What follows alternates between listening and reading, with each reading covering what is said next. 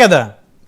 మరి ఆ పరిస్థితి రావాలన్నప్పుడు మీరు ఎక్స్టెండ్ చేసుకుంటా వెళ్తే వాళ్ళకి న్యాయం ఎట్లా జరుగుతుంది అనేది ఒక పాయింట్. అయితే ముందు ఉన్న భూమిని ఉపయోగించుకొని డెవలప్మెంట్ చేసిన తర్వాత వాళ్ళకి న్యాయం చేసిన తర్వాత కొత్త భూమిని తీసుకోవాలి.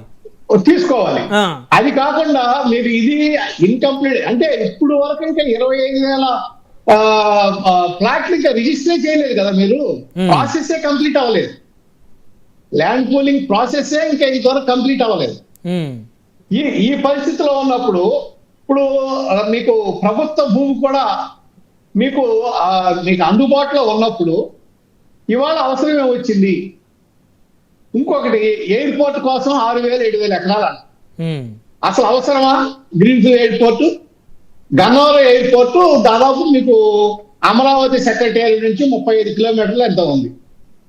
సరే ఇవాళ అయితే గంట పడుతుంది. ఇవాళ అక్కడ మీకు ఇన్నర్ రింగ్ రోడ్ అయిపోయింది.